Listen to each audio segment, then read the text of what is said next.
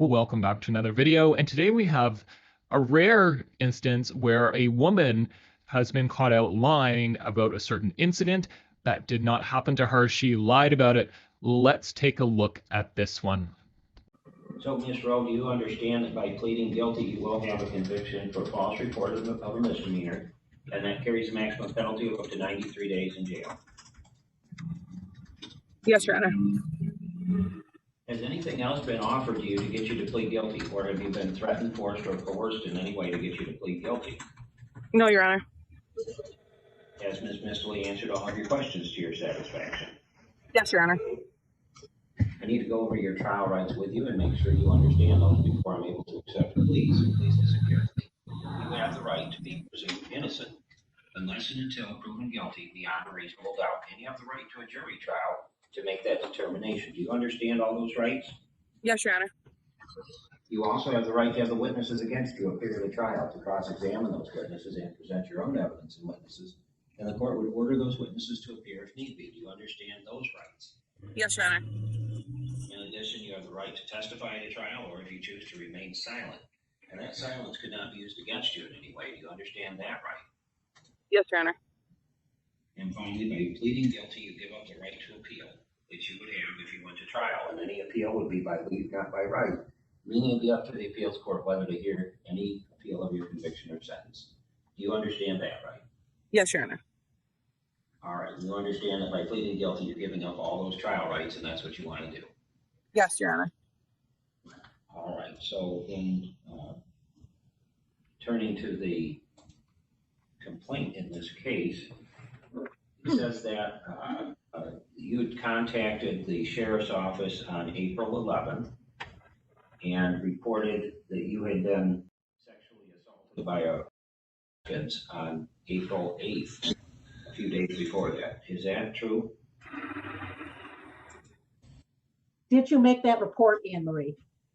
Yes, I did. And was that report true? No. Okay, and so there was no sexual assault then? No. All right, and you knew you were speaking to a law enforcement officer and that he would likely investigate that, correct? I'm sorry, can you repeat that? Yeah, you knew you were speaking with a law enforcement officer and he would likely investigate your allegation, correct? Yes. And you were in the village of Kingsley in Grand Traverse County when you made that phone call to 911, right? Or to the police? Okay. All right. Well, Mr. Lee, are you satisfied that the factual basis for a false report of a felony has been established so that I can take a plea to the misdemeanor? I am, Your Honor. All right. To the charge of false report of a misdemeanor offense as a 93-day misdemeanor, how do you plead? Guilty. All right. I will accept your plea. I find it voluntary, accurate, and understanding. I do want to set this for a pre-sentence investigation report, and let's see. We'll set sentencing out a couple weeks here, Ms. Odom. Sure. They've requested that we set sentencing in 4 weeks, just so you know. 4 weeks, okay. How about the probation officers? Monday, August 23rd. Does that work? It does. Okay. How about 9 a.m.? Does that work? Sure does. Thank you. Okay. All right, we're all set then, except Ms. Rowe, I do need you to contact our probation office.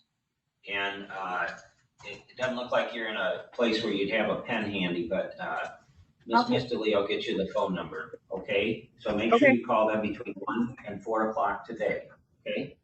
Okay. Thank you, Your Honor, and I All right, we're all apologize set then. again for our tardiness. No worries. Thank you, Mr. Lee. Feel free to sign off at this time, Ms. Rowe. Okay. Okay, so this is great that she admitted that she lied. It's great that she's being brought to task. I'll keep an eye out for her sentencing, see if we can catch it. But the problem is that the poor gentleman that she accused of doing this thing to her will always have this reputation now. He will always have it looming over him. Things like this just don't go away because someone said, yes, I lied. Because there will always be people who said, oh, that was the guy that got accused. Anyway, we will keep an eye out for her sentencing and have a good day.